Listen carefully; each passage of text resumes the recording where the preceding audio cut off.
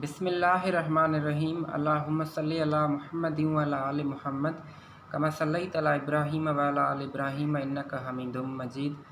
Final examination presentation video presented by Parvez Ahmad Chandio, batch 2K19, BBA, roll number 61, subject Pakistan economy, supervised by Sir Ayaz Ali Metlo, and my topics are natural resources of Pakistan, energy crisis in Pakistan, elements of economic growth, human development index in Pakistan. Topic number 1, natural resources of Pakistan. Natural resources are resources that exist without any actions of humankind. This includes all valued characteristics such as commercial and industrial use, aesthetic value, scientific interest, and cultural value. On Earth, it includes petroleum, natural gas, coal, power sources like hydrocarbons, forests, water, land, and much more. Our country, Pakistan, is blessed with vast land, natural gas reserves, petroleum, extensive coal, iron ore, copper, salt, limestone, and gold, besides other natural resources. Many of them are still undiscovered. In fact, according to one survey, Pakistan has the second largest salt mine, second largest coal reservoirs, fifth largest gold mines, seventh largest copper mines. The country is the 11th largest wheat producer, 12th largest rice producer, and 7th country of the world with respect to nuclear energy and nuclear power.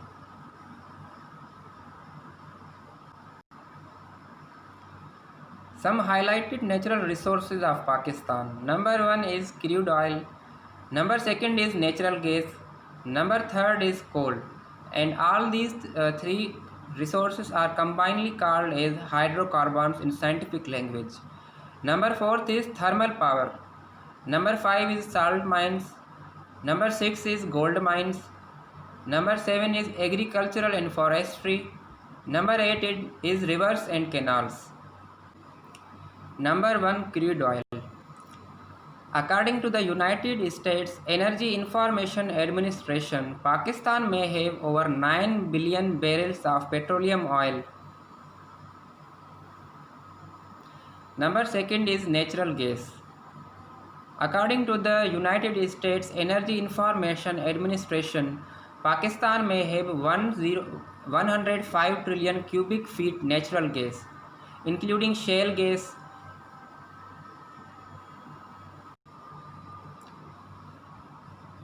Pakistan has coal deposits in Sindh, Punjab, and Balochistan. The total coal resources of Pakistan are reported to be approximately 185 billion tons. Now, in thermal power, in Pakistan, 31 thermal independent power producers with a total installed capacity of 12,427 megawatt and 5 hydro IPPs with a total installed capacity of 213 megawatt are operational. Number 5 is salt mines.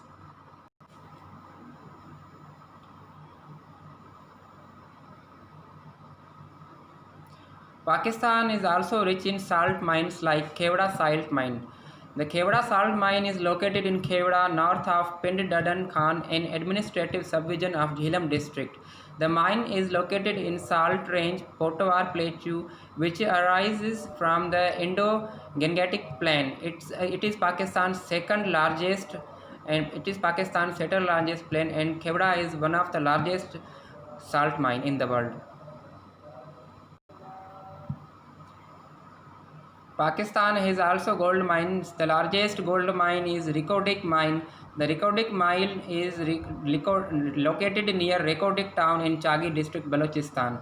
It is one of the world's largest copper and gold mines in the world. Now, in agricultural and forestry, agriculture is an important sector of Pakistan's economy. This sector directly supplies and supports the country's population, and accounts for 26% of gross domestic product. The major agricultural crops include wheat, cotton, rice, sugarcane, fruits, and vegetables. And for forestry, according to the UN's Food and Agriculture Organization, estimates that 2.2% of the total land of Pakistan is covered by forests. On the contrary, Pakistan Forest Institute estimates it to be 5.1%. According to the survey done under the RED Plus program in 2017, the forest cover of Pakistan is 5.7%. And for the development of forest, there is a forestry department in Pakistan. Number 8 is rivers and canals. Pakistan is rich in rivers and canals. There are so many canals like Chashma, Jhelum Link, Tonsa, Panjanath Lake. There is Nara Canal. There is Rice Canal, and there are so many rivers like Indus, Jhelum, Chenab, Ravi, Satluj, and etc. The second topic is energy crisis in Pakistan. Pakistan has been facing an energy crisis since 2007.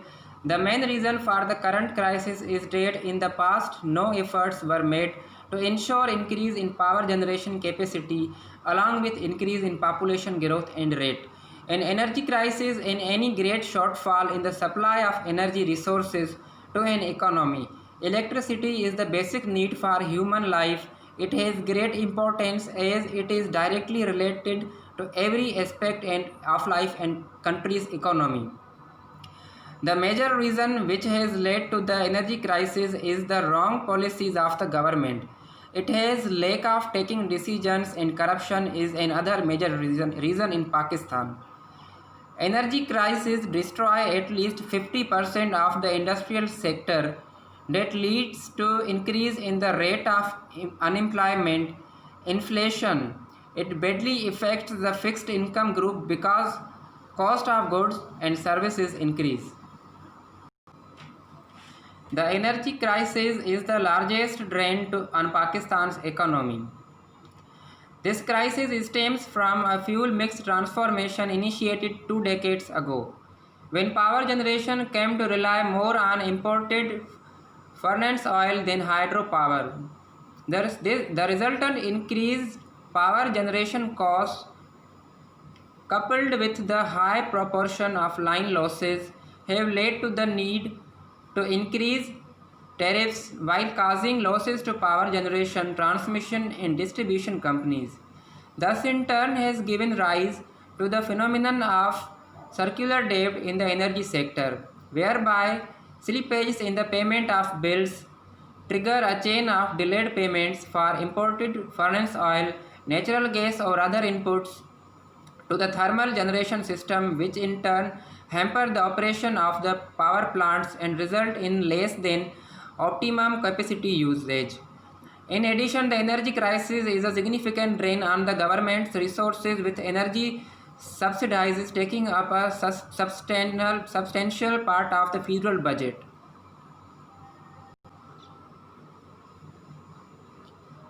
Topic number 3: Elements of economic growth. What is economic growth?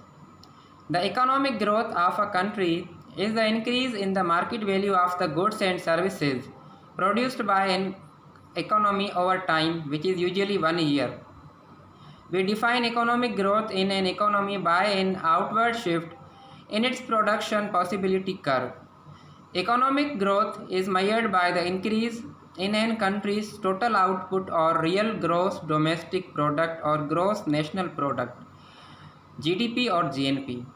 The gross domestic product of a country is the total value of all final goods and services produced within a country over a period of time. Therefore, an increase in GDP is increase in country's production. Elements of economic growth. Number 1, natural resources. Natural resources have a double-edged effect on economic growth, is in that the intensity of its use rises output but increases its depletion rate. Natural resources is a key input in the production process that stimulates economic growth. Number second, infrastructure. Now, infrastructure development is key to economic growth and regional economic cooperation. The provision of adequate infrastructure along with the macroeconomic stability and a long-term development strategy is one of the necessary conditions for sustainable economic and social development.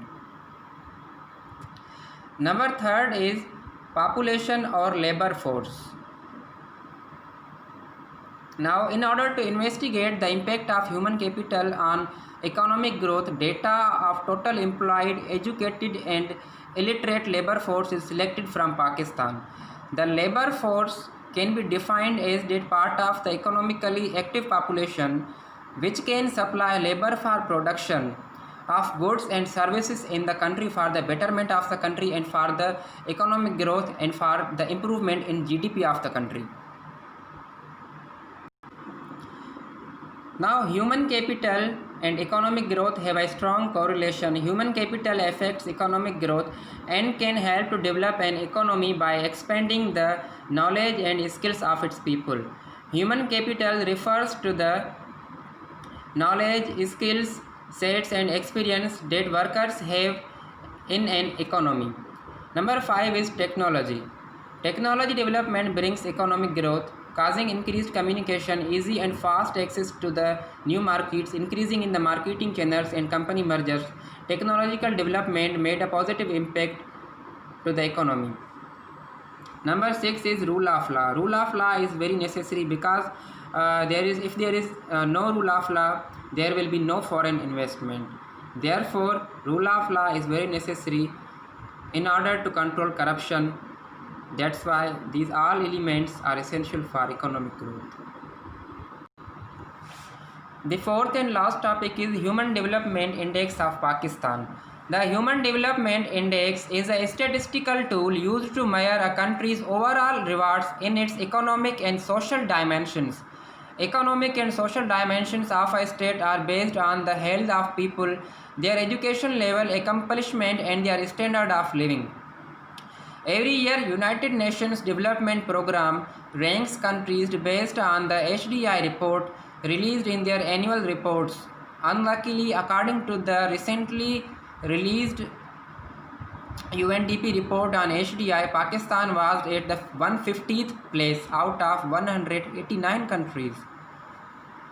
Falls in the bottom rank of countries in terms of Human Capital Index launched by the World Bank, and it could be an important fact or contributing to the country's low GDP per capita, which is $1,541, poor HCI evidence, low level of investment in human resource development. For example, education spending is less than even 2.5% of gross domestic product GDP in Pakistan.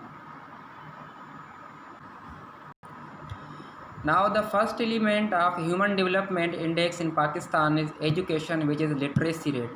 Education is a major component of well-being and is used in the measure of economic development, quality of life, which is a key factor determining whether a country is developing or underdeveloped country.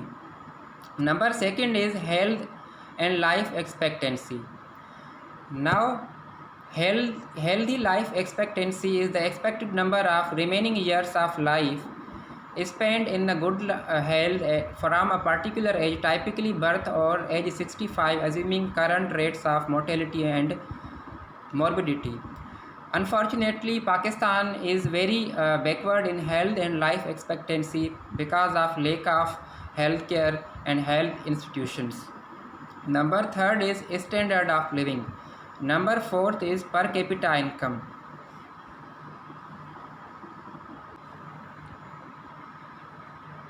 Pakistan's per capita income is expected to reach $1,130 by the end of 2020. According to Trading Economics, global macro models and analysts' expectations, in the long term, the Pakistan's GDP per capita is projected to trend around $1,190 in 2021 and $1,250 in 2022 according to their econometric models.